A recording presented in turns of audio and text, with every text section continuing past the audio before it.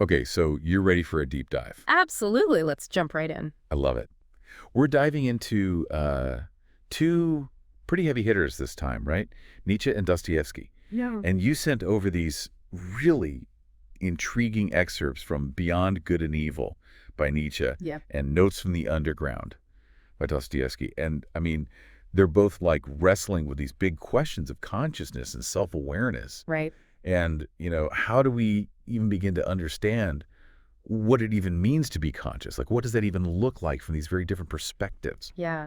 It's really interesting that you have these two figures, Nietzsche and Dostoevsky, who come from, pretty different backgrounds and different writing styles, But who are both very concerned with what's going on in the mind. yeah, the inner workings. Right. And Nietzsche, being a philosopher, he takes this very analytical approach, kind of questioning the very foundations of how we even think about ourselves.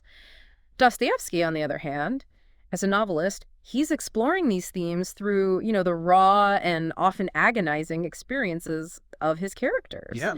And I think The Underground Man is a great example of that. Yeah, and so it feels very like lived experience in Dostoevsky. Right, exactly. And it's much more heady with Nietzsche. Right. Okay, so let's jump into Nietzsche. Okay, sounds good. One of the things that struck me right away in Beyond Good and Evil was, his like real challenge to this idea that I think, therefore I am.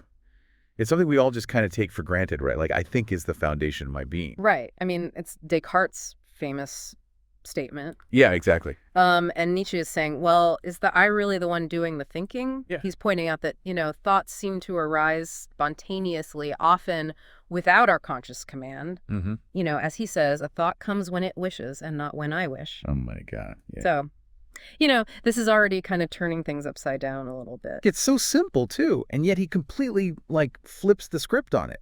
He says that he even goes so far as to say it's like a perversion of the facts. Yeah. To say that the subject I is the condition of the predicate think. Right. Like, he really flips that on his head, and even goes so far as to say that one thinks that itself is, to put it mildly, only a supposition. Right. So you know what he's saying to us here. He's saying this feeling that you are a unified you in control of your thoughts.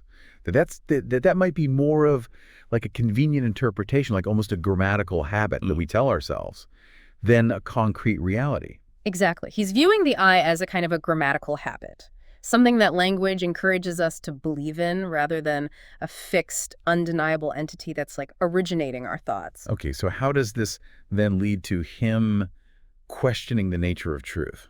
Well, because if the I isn't this stable foundation, And how can it reliably grasp an objective truth? exactly. And so, he makes this very bold statement. It's in section 58. He says, "It is nothing more than a moral prejudice that truth is worth more than semblance.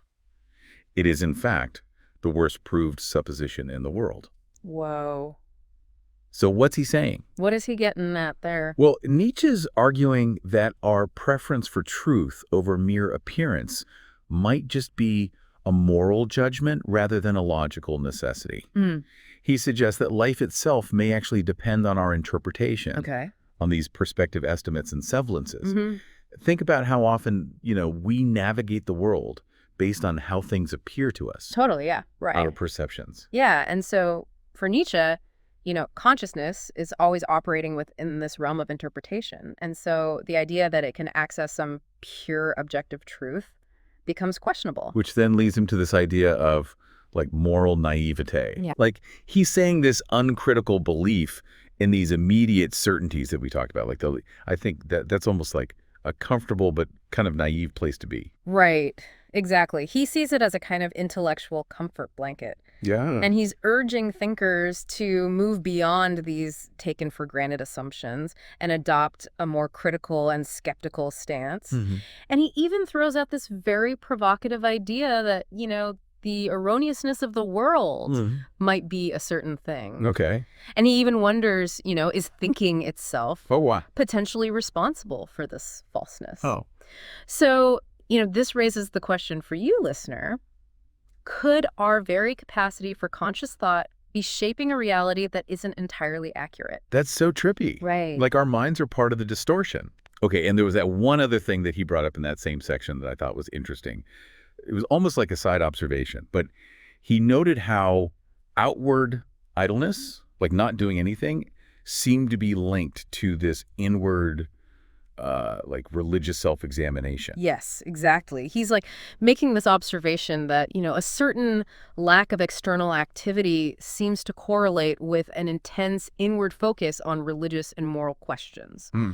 So it's like he's suggesting that there's, a specific type of consciousness that arises in particular circumstances, a consciousness that's directed inward rather than outward. Okay, so Nietzsche's really like taking this philosophical hammer, just dismantling our ideas of the conscious I and how we perceive truth. Exactly. Now, Dostoevsky, on the other hand, it's like less of a philosophical deconstruction Right. and more like this raw and even sometimes painful experience of self-awareness. Yes, and I think that that's a very key difference here. The underground man is absolutely consumed by his hyperconsciousness, this relentless self-awareness, and it colors, his every thought, and even more importantly, his inability to act decisively. And that's like the crux of it, right? This overthinking, this paralysis. Yeah. He even says like, the direct legitimate fruit of consciousness is inertia. Right. That is conscious sitting with the hands folded. He basically makes this like shocking argument that the people who are decisive are often less self-aware. Right.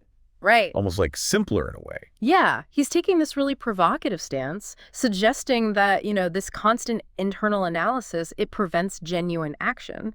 And, it gets even darker, like you alluded to before. Right. He seems to like derive this almost perverse pleasure from his own degradation, like being acutely aware of all of his failings. Right. And, he talks about how there are the most intense enjoyments in despair, especially when one is very acutely conscious of the hopelessness of one's position. It's almost like he needs to be aware of his own misery to even feel something. Yeah. Right. So it's this very perverse form of self-affirmation. Right.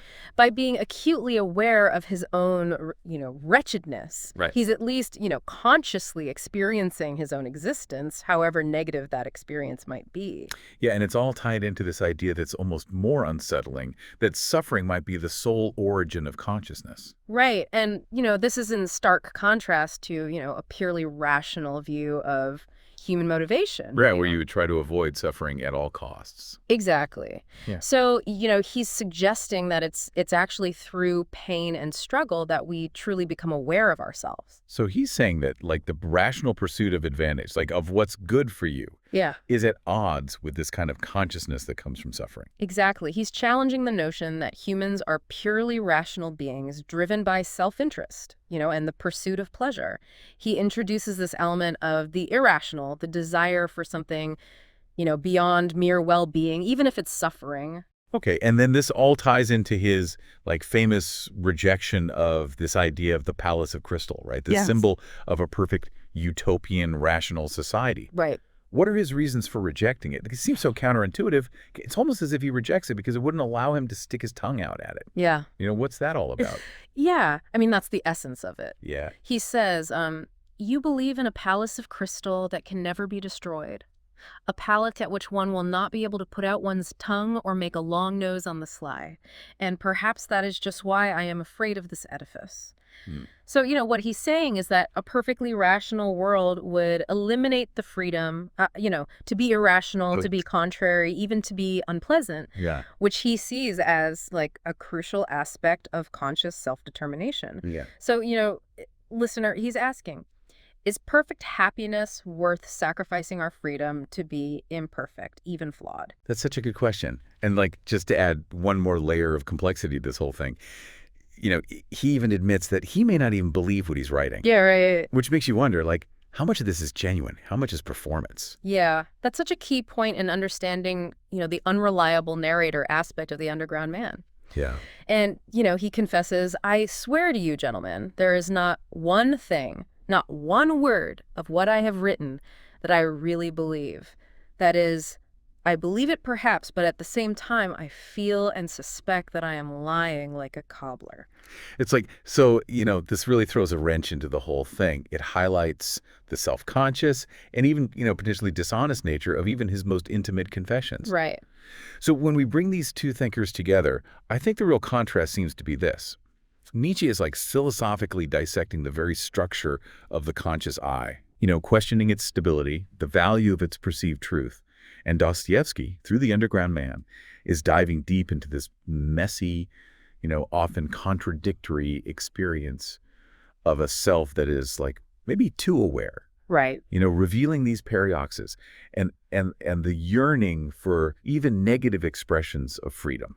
That's a very insightful way to put it. Nietzsche's questioning the foundation, Yeah. and Dostoevsky's exploring the often dark and turbulent landscape that's built upon that foundation or Yeah. lack thereof. I love that. It's like Nietzsche with his philosophical hammer, like breaking down these old ideas, and Dostoevsky like with his, unflinching portrayal of the inner turmoil of this like hyper-conscious individual. Absolutely. And I think both thinkers, from their very distinct vantage points, they really compel us to grapple with, this elusive nature of consciousness and self-awareness. Yeah. And it's revealing its complexities and its potential for, both profound insight Yeah. and deep suffering. Okay, so wrapping up this deep dive for you today, Yeah. we really kind of explored Nietzsche's radical questioning of the I and the nature of truth, Right. and Dostoevsky's visceral journey Yeah. into the hyper-aware and self-contradictory mind of the underground man. Right. Nietzsche makes you wonder if the you that you think you are is really as solid as you believe. Yeah. And Dostoevsky shows you the often uncomfortable realities of being acutely aware of that you. Right. They both offer really valuable, though very different lenses through which to examine your own inner world. Yes. Right. And this leads us to a really important question for you to consider. Yeah. Reflecting on these contrasting perspectives. Yeah. Which one resonates more with your own understanding of consciousness and self-awareness? Do you find Nietzsche's dismantling of the traditional self, more compelling? Right. Or do you connect more with Dostoevsky's exploration of the lived experience of a hyper-aware mind? And how do these ideas shed light on your own experiences of thinking, feeling, and perceiving yourself and the world around you? That is something to think about. We encourage you to delve deeper into the works of both of these incredible thinkers. Yeah. There's a whole universe of thought waiting to be explored. Absolutely. Thanks for joining us on this deep dive. Thank you.